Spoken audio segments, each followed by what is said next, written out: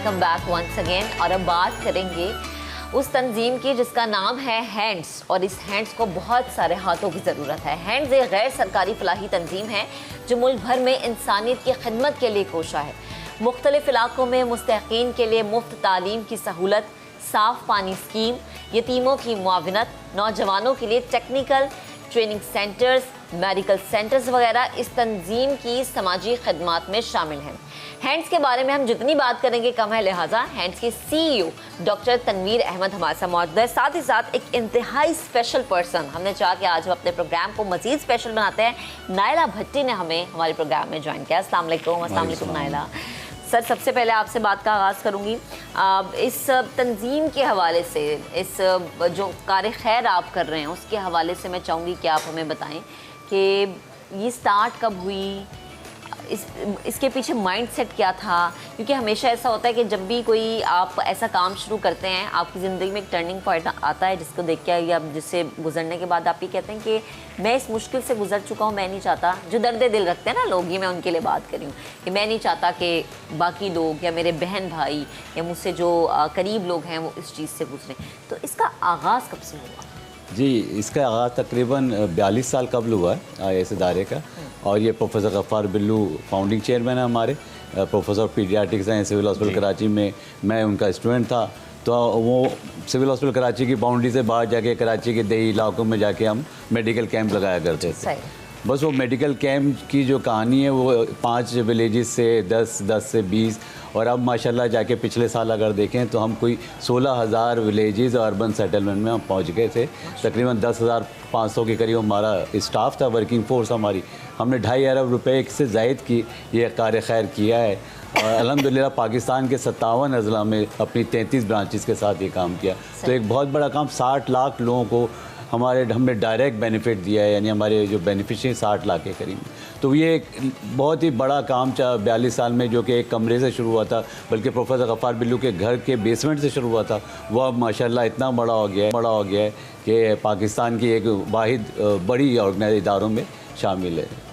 अच्छा डॉक्टर साहब, आपकी फिर नायला से किस तरह मुलाकात हुई और ये सफ़र कैसे शुरू हुआ, ज़रा ये बताइए। जी, हम चूँकि मुख्तलिफ सेक्टर में काम करते हैं, तो उसमें सेहत भी है, तालीम भी है, गुरबत मिटाओ प्रोग्राम यानी रोज़गार भी है, और फिर वाटर सैनिटेशन, और इसी तरह घर बनाने का प्रोग्राम भी है। तो नायला जो है वो प्रोफेसर गफ़ार बिल्लू के साथ आगा खान यूनिवर्सिटी में, प्रोफेसर गफ़ार बिल्लू ने रिटायरमेंट के बाद आगा खान यूनिवर्सिटी ज्वाइन की थी। तो नायला की मुलाकात प्रोफेसर गफ़ार बिल्लू से वहाँ पे हुई। नायला के बचपन से ही, नायला की बर्थ जो है वो आगा खान यूनिवर्सिटी में हुई थी, अस्पताल में हुई थी। तो वहाँ से नायला को थोड़ी सी ये माजूरी थी, जिस्मानी माजूरी। तो प्रोफेसर गफ़ार बिल्लू ने एक स्पिरिचुअल फादर की हैसियत से, एक बाप की हैसियत से इनकी तरबियत शुरू कर दी और उनकी नेचोनमा पे काम करना शुरू किया नायला की माजूरी को देखते हुए। और माशाल्लाह नायला ने उसके बाद जो है ओ लेवल किया, माशाल्लाह। जी माशाल्लाह। तो उसके बाद ज़रूरत पड़ी कि नायला को और ज़्यादा आगे लाएँ। तो नायला को हमने अपने इदारे में पिछले 9 साल से मुलाजमत दे रखी है। तो फुल टाइम प्रोफेशनल, हमारा सोशल मीडिया पूरा नायला ही देखती है।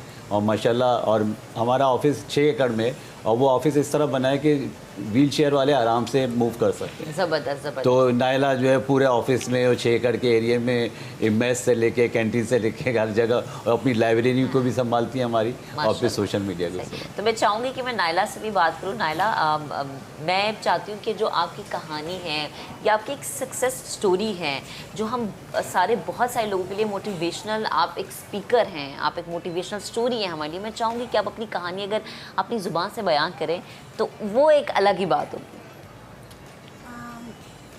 मैं आगा खान में हूँ शुरू से, और मतलब मैंने ये लेवल किया है, और मतलब अल्लाह का शुक्र है शुरू से ही मतलब अच्छे लोग मिले हैं, कोई मुझे प्रॉब्लम नहीं हुई।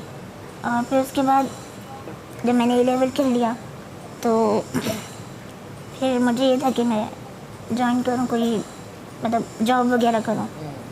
घर पे बोर हो जाती थी, तो फिर गफ़ार बिल्लू साहब ने कहा कि जैसे ना हैंड्स में ही कर लो। फिर 2011 में मैंने ज्वाइन किया था हैंड्स। तो उसके बाद से फिर मैं 11 साल हो गए मुझे वहाँ पे। 11 साल। माशाल्लाह। और अभी आप लाइब्रेरियन के फ़राइज़ भी अंजाम दे रही हैं। पहले मैं सोशल मीडिया भी करती थी, अब क्योंकि वो यूनिवर्सिटी भी है तो मैं वहाँ के जो लाइब्रेरी है वहाँ पे होती हूँ। सही। अच्छा नायला, हमें इतने सारे लोग इस वक्त देख रहे हैं, आपको सुन रहे हैं, और हमें बड़ा अच्छा फील हो रहा है कि आप हमारे दरमियान मौजूद हैं। तो जो लोग हमें देख रहे हैं, सुन रहे हैं, हमारे प्लेटफॉर्म के ज़रिए आप उन्हें क्या मैसेज देना चाहेंगे? मैं बस ये बोलना चाहूँगी कि कुछ भी हो जाए हिम्मत नहीं हारनी चाहिए। हाँ और इन ज़िंदगी में अप एंड डाउन्स आते रहते हैं। बिल्कुल। अच्छा, ये जो वो आपने अप एंड डाउन्स वाली बात की ना, हर किसी की ज़िंदगी में ऐसे चैलेंजेस ज़रूर आते हैं कि आपको फेस करने पड़ते हैं, और कभी कभी तो आप हिम्मत हार जाते हैं। ये तो एक इंसानी फितरत है ना। आपकी ज़िंदगी में जो जो मुश्किलात हैं, मैं चाहूँगी कि उसका जो आपने डट कर मुकाबला किया, उन मुश्किलात का भी आप जिक्र करें। सच कहूँ तो अल्लाह का लाख लाख शुक्र है, मुझे शुरू से लेकर अब तक कभी कोई चैलेंज नहीं हुआ। मतलब लोग पूछते हैं ना तो मैं सोच में पड़ जाती हूँ कि मैं क्या बोलूँ। तो शुरू से लेकर अल्लाह का शुक्र कि कभी भी मुझे हमेशा अच्छे लोग मिले, तो कोई मसला ही नहीं हुआ शुरू से। ये अपने आप में बड़ी blessing होती एक है। बड़ा ज़र्फ़ है कि अपने ऊपर आने वाली मुश्किलात को आप ये सिंपल से कहें कि ये कोई मुश्किल नहीं है, और आप हर हार में अल्लाह का शुक्र अदा कर और रहे हैं। दूसरी बात ये भी कि अच्छे लोगों का मयस्सर आ जाना भी बहुत ज़रूरी है। अच्छा सब थोड़ा सा अब हैंड्स के हवाले से बात करें। इतने सारे लोगों को आपने जो है माशाल्लाह फैसिलिटेट किया है, तो अब ज़रा इसको माइक्रो लेवल पे तो आपने बताया, ज़रा मैक्रो लेवल पे बताएं कौन कौन से अंदरूनी सिंध के शहरों में या फिर पंजाब के देही इलाकों में, खैबर पख्तूनख्वा, ज़रा इस हवाले से बताएं कहाँ कहाँ पे जो है ना ये ऑर्गेनाइजेशन काम कर रही है। जी हाँ, एक तो ये कि हम चारों सूबों में काम कर रहे हैं, लेकिन ज़ाहिर है कि हम कराची और सिंध की और इदारा हैं, तो सिंध में तो हर शहर में हमारे ब्रांच ऑफिस हैं, वहाँ पे हमारा काम चल रहा है। इसी तरह पंजाब के कोई 8 अजला में हमारा काम है, बलूचिस्तान में कोई 5 अजला में है, और केपी में हम 3 अजला में काम कर रहे हैं। तो तमाम सूबाई जो ज़िले हैं उसमें हमारा ऑफिस है, और वहाँ पे उनकी सूबाई हुकूमतों के साथ हमारे बड़े रवाबित हैं। अगर मैं काम की तफसीलात बताऊँ कि जैसे पिछले 8-9 सालों में हमने जो घर बनाने का जो प्रोग्राम है, कोई 80-88 हज़ार के करीब सिंगल रूम शेल्टर कहते हैं हमें, लो कॉस्ट शेल्टर, वो बना के 88,000 फैमिलीज़ को दिए हुए। कोई हर साल जो है हम कोई 18 लाख के करीब मरीज़ों का हमारे अस्पतालों में इलाज होता है, हमारे कम्युनिटी हेल्थ वर्कर मरीज इलाज करते हैं। कोई 1.5 लाख से ज़ायद बच्चे हमारे कोई 600 स्कूलों में पढ़ते हैं, और वो हर साल ग्रेजुएट होते हैं, उनके वहाँ से ग्रेजुएट। रोज़गार में देखें तो कोई 40,000 के करीब लोगों को हम रोज़गार देते हैं, या बगैर सूद के कर्जा देते हैं। इसी तरह निकासियाब और के पानी की स्कीमें कोई 30-40 हज़ार कोई हर साल के करीब मुख्तलिफ गाँव में। तो हमारा एम ये है कि 2030 तक हम 25,000 मॉडल कम्युनिटीज़ या मॉडल विलेजेस बनाएं। तो उस पर हम इंशाल्लाह काम कर रहे हैं। 2.5 अरब रुपए हमारी ज़रूरत होती है हर साल। इस साल का हमारा टारगेट जो है 3 अरब रुपए के करीब है। तो हम ताउन की अपील करते हैं लोगों से कि इंशाल्लाह, और लोग इसमें हमारी मदद भी करते हैं। और माशाल्लाह काम इतना अच्छा है, इतना शफाफ है कि आप हमारी वेबसाइट पे चले जाएं, हम आपको और तमाम ऑडिट रिपोर्ट मिल जाएगी। एक एक पाई जो मुखैर हज़ार हमें देते हैं उसकी अकाउंटेबिलिटी होती है, उसकी रिपोर्टिंग होती है, वो रिकॉर्ड में भी आता है और उसको रिपोर्ट भी। तो सारा जो पैसा जाता है वो कंप्यूटराइज और बैंकिंग सिस्टम के ज़रिए जाता है। तो शफाफियत को ज़्यादा मेंटेन करने के लिए तो ये अल्हम्दुलिल्लाह, इसीलिए दुनिया के बड़े इदारे भी और मुखैर हज़रात भी, कॉरपोरेट भी हमें हर तरह से मदद करते हैं। और जैसे आप कह रहे हैं ना कि जो आपने अपील की कि लोग हमारी मदद करें, हमारे हाथों से हाथ मिलाएं। हमारे पाकिस्तानी भाई, हमारी बहनें बड़ा दर्द रखती हैं, और जब हम किसी के बारे में सुनते हैं या देखते हैं, या हमें ये कहा जाता है कि फ़लानी जगह पे फ़लाने की मदद करने के लिए आपको जाना है या आपको मदद करनी है, तो फिर हम पाकिस्तानी बहन भाई पीछे नहीं हटते अपने भाई या अपनी बहन की मदद करने से। नायला, आप मुझे बताएं फ्यूचर में कौन कौन से गोल्स आपने सेट किए हैं? फ्यूचर में मज़ीद क्या क्या कुछ करना है? करना तो बहुत कुछ है। अब जैसे मैं अभी कोर्स कर रही हूँ उसका, डिजिटल मार्केटिंग का।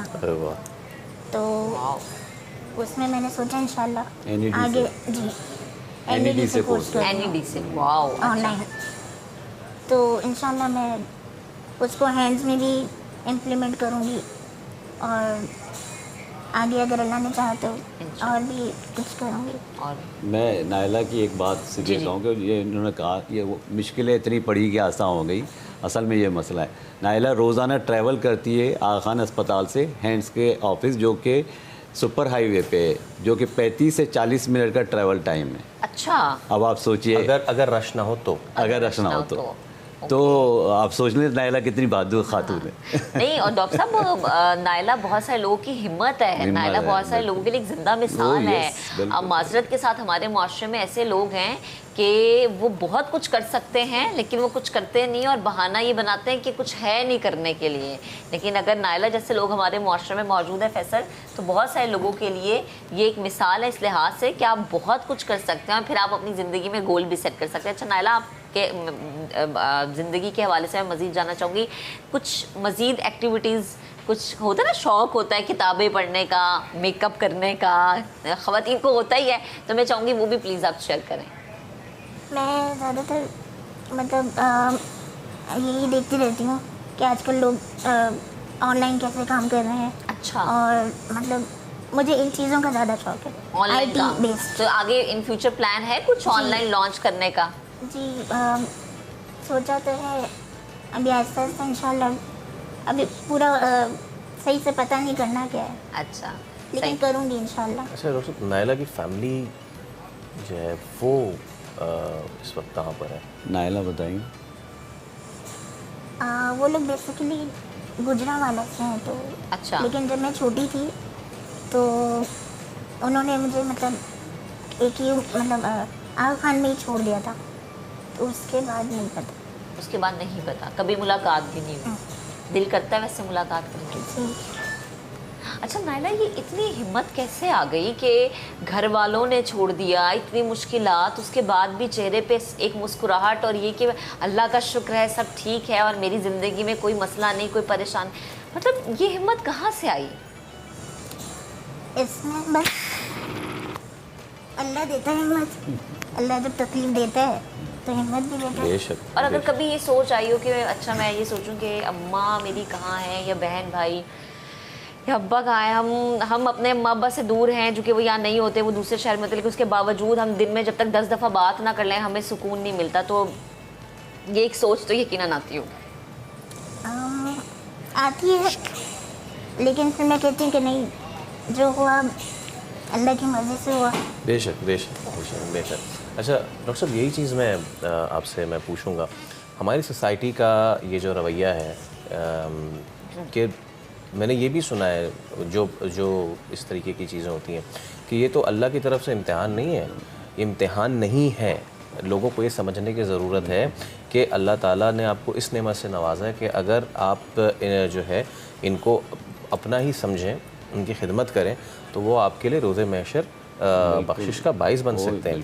तो क्यों हमारे माशरे में ये चीज़ पनप रही है कि अगर खुदा ना खास्ता, मैं इसको नक्स भी नहीं कहूँगा, लेकिन उनकी नज़र में नक्स है क्या है, तो इसको फिर जो है वो ऐसे छोड़ दिया जाए, क्यों? जी, एक तो मैं बताऊं कि हैंड्स इस पे बहुत ज़्यादा काम कर रही है, पर्सन विद डिसेबिलिटी मूवमेंट है पूरी, और दुनिया में तो ये बहुत ख्याल किया जाता है डिसेबिलिटी पे बड़ा काम है, लेकिन हमारा मुल्क अभी तक बहुत पीछे था। लेकिन पिछले 5 साल से फिर हमने काम शुरू किया और तमाम डिसेबल ऑर्गेनाइजेशन के साथ उनको होस्ट कर लिया, उनको एक प्लेटफॉर्म दिया हैंड्स का। तो हमारा इस्लामाबाद का ऑफिस, कराची का ऑफिस, पेशावर का, तो वहाँ पे वो डिसेबिलिटी पर्सन जो है आ गए और उनकी एक नेटवर्क बना दिया जिसको हमने community based inclusive development network का नाम दिया।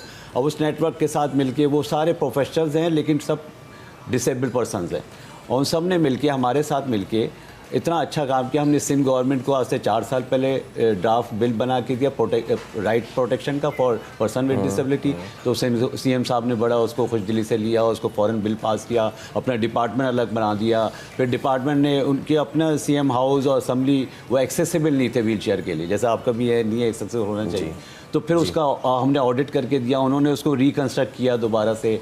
अभी फिर हमारे इस्लामाबाद का जो ग्रुप था उसने नेशनल असम्बली सेनेट का ऑडिट किया, उसको एक्सेसिबिलिटी बना दिया स्पीकर साहिबान के साथ मिलके। इसी तरह ये बिल बलूचिस्तान में पास हो गया, गिलगित में बल्तिस्तान में पास हो गया, सिर्फ राइट प्रोटेक्शन का बिल, ताकि इनका जो इनका कोटा है, सिंध ने 5% कर दिया, पंजाब ने 3% कर दिया, तो इनके डिसेबिलिटी कोटे पे। अब ये सेंसिटाइजेशन, इसमें हमने 5 जो है इंडिपेंडेंट लिविंग सेंटर्स बनाए हैं, जो कराची, हैदराबाद, मुल्तान, इस्लामाबाद में इस वक्त वो मॉडल बनाए, और उसका मकसद ये है कि वहाँ पर प्रोफेशनल पर्सन विद डिसेबिलिटी है, इस किस्म के काबिल लोग हैं जो खुद भी डिसेबल हैं, they know the sensitivity of the issue, और वो they are well trained answer, वो जानते हैं कि तो वो घरों में जाते हैं, उनको हमने गाड़ियाँ दी हुई हैं, वो घरों में जाते हैं, ऐसे घरों में जहाँ पे बच्चे डिसेबल बच्चे हैं या एडल्ट हैं, उनको लेके आते हैं, वहाँ मोटिवेट करते हैं, ट्रेन करते हैं कि हाउ टू लिव इंडिपेंडेंटली, कि उनको टॉयलेट कैसे इंडिपेंडेंट जाना है, उनको अपने बिस्तर पे कैसे जाना है, कुकिंग कैसे करनी है। तो वो जो उनको जज्बा मिलता है लिविंग का, तो वो 1-2 महीने में वो ट्रांसफॉर्म हो जाते हैं। फिर उनको स्किल ट्रेनिंग देते हैं ताकि अगर जो भी थोड़ा बहुत जॉब कर सके, जैसे नायला केस स्टडी। तो ये एक बड़ी मूवमेंट है जो सेंसिटाइज करेगी और हम लोगों को मजबूर करेगी कि ये, और इनको मेन स्ट्रीम पे लाना है, ये बहुत ज़रूरी है, इनका राइट है। आपने लफ्ज़ इस्तेमाल किया ना, ये सेंसिटाइज करना, ये बड़ा ज़रूरी है। बहुत शुक्रिया। एक तो ये कि आपने एनलाइटन किया हमें भी कि अगर कोई इस तरह की सिचुएशन हो जाती है तो हमारे पास रैंप होना चाहिए। तो ये मैं आपसे इंश्योर करता हूँ कि हमारे पास इसके ख़त्म होते ही ये हो जाएगा, बल्कि कोशिश करूँगा कि अगर हमारे पास कोई है इस तरह की, जो सेट वाले हैं, अगर कोई इस तरह की सहूलत है, हम यहाँ पे छोटा सा ही रैंप है, अगर इसको कर सकें तो करें। Thank you so much. आखिर में जो हमारे डॉक्टर तनवीर, मैं उनसे बात करना चाहूँगा। डॉक्टर साहब, आप इतना बड़े पैमाने पे आप ये तमाम तर काम कर रहे हैं, तो आगे आपके फर्दर, जैसे कि आपने बताया कि लॉन्ग टर्म का तो आपका प्लान है कि आपको 25 गालबन मॉडल जो है वो कम्युनिटी 25,000 मॉडल कम्युनिटीज़ बनानी है। अच्छा, मैंने ये बहुत सुना है कि जी मॉडल विलेज, और ये when you talk about model communities, वो किस चीज़ पे कंप्राइज करती हैं? एक आइडियल मॉडल कम्युनिटी में क्या कुछ होता है? जी, हम समझते हैं कि कम से कम 5 सर्विसेज या उनके पास होनी चाहिए जो उनके बुनियादी हक़ हैं, बेसिक राइट है। एक तो ये कि उनके पास शेल्टर होना चाहिए, घर होना चाहिए जो उनको छत दे सके और बारिश और धूप से बचा सके। दूसरा ये कि उनको छोटा मोटा रोज़गार उनका अपना होना चाहिए, क्योंकि सरकार ज़ाहिर है कि सबको रोज़गार नहीं दे सकती, तो हर एक का अपना एक रोज़गार हो ताकि वो अपनी उनकी लाइवलीहुड अच्छी हो जाए। तीसरा है कि उनके घरों में पानी और निकासी आपका अच्छा बुनियादी निज़ाम होना चाहिए। पाँचवा ये कि उनके घर में सेहत और तालीम का, बच्चों की तालीम का और बड़े और बच्चों की सेहत का कोई छोटा सा निज़ाम हो, चाहे वो बेसिक हेल्थ यूनिट हो और छोटा सा प्राइमरी सेकेंडरी स्कूल हो जहाँ पे उनके बच्चे जा सकते हैं। तो ये 5-6 चीज़ें जिस विलेज में, जिस कम्युनिटी में पहुँच जाती हैं, हम उसको मॉडल कम्युनिटीज़ कहते हैं। और वहाँ पे ज़ाहिर है कि उसमें सबसे पहला काम उनकी अवेयरनेस का होता है, कि उनकी मोटिवेशन का, मोबिलाइजेशन का, कि वो तमाम चीज़ों को लेके चल सकें, उसको सस्टेन करके, और ये समझें कि ये इनके अपने प्रोजेक्ट्स हैं, अपने काम हैं, और उनको अपने बच्चों और अपने लोगों के लिए करना है। तो ये सबसे अहम है। उसमें हम कोशिश ये करते हैं कि मुकामी हुकूमतें, ज़िले हुकूमतें उनके साथ मिल जाएं और वो उसको सस्टेन करें इन चीज़ों। ज़बरदस्त। और डॉक्टर साहब, हमारी दुआ ही है कि आप जो ये कार्य खैर कर रहे हैं, अल्लाह ताला इसमें आपको मज़ीद कामयाबी दे, मज़ीद आपको कामरानी दे, और इसी तरह से बहुत सारे लोगों की आप आवाज़ बनते रहें। क्योंकि हम जब बात करते हैं ना ज़िम्मेदारियों की, तो वैसे तो ज़िम्मेदारी रियासत की होती है, बट मैं ये चाहूँगी कि ये जो आपकी तंजीम है, जो फलाही तंजीम है, उसका जो काम उसको हम जितना अप्रिशिएट करें फैसल कम है। और आप तमाम साहिबान का शुक्रिया, लाइबा आपका बहुत शुक्रिया, आपका बहुत शुक्रिया। डॉक्टर साहब, आपका मैं आखिर में एनलाइटन करने का मैं शुक्रिया करना चाहूँगा। और हमारा जो सेट है वो इस वक्त काम उस पर करना शुरू कर दिया है फॉर द रैम्प, क्योंकि लाइबा जैसे बहुत दीगर मेहमान जो हैं वो हमारे पास आते रहते हैं। बहुत शुक्रिया, आपने हमें एनलाइटन किया। मैं नायला का शुक्रिया अदा करना चाहूँगी कि नायला, जितनी हिम्मत है आप में, जितना हौसला है आप में, अल्लाह ताला हम सबको इतनी हिम्मत और इतना हौसला अदा करें। Thank you so much. और नाज़रीन, इंशाल्लाह आपसे कल फिर मुलाकात करेंगे। अपनी दुआओं में बहुत याद रखें और अपना बहुत सा ख्याल रखें। हमें इजाज़त दें। अल्लाह हाफ़िज़।